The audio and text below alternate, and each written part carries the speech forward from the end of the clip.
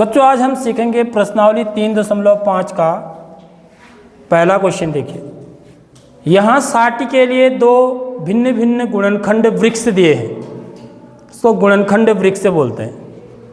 ठीक है, जो ये आकृति दी है इस प्रकार से, इनमें अज्ञात संख्याएं लिखिए। ठीक, तो जैसे यहाँ पर 60 दिया हुआ है ना, देखिए ये 60 है, तो 60 के जो गुणनखंड बनाए हैं इन्होंने यहाँ पर, क्या 6 गुणा 10 होता है ना 60, 6 गुणा 10 कितना होता है 6.60, तो 6 तो यहाँ पर आ गया, 10 यहाँ पर आ गया। ठीक है, समझ में आ गई बात।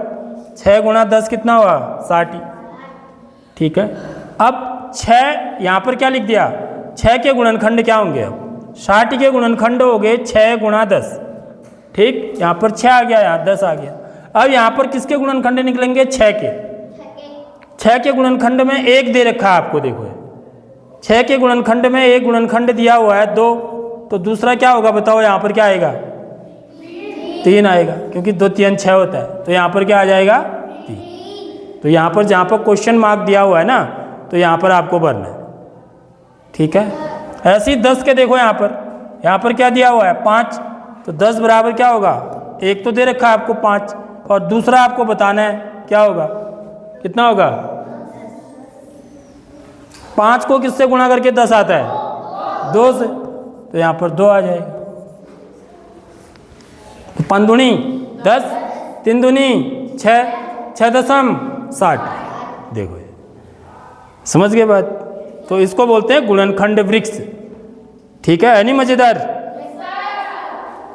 ऐसे ही देखें यहाँ पर 60 के गुणनखंड अब कैसे कर रखे हैं, देखो आप यहाँ 30 लिखा है। ठीक है, 60 बराबर, यदि यहाँ पर 30 एक गुणनखंड है तो दूसरा क्या होगा बच्चों,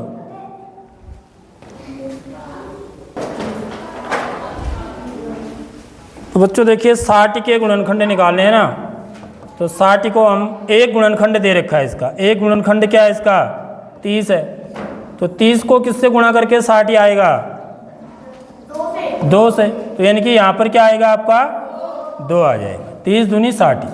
ठीक है, अब 30 के गुणनखंड एक क्या दे रखा है 10।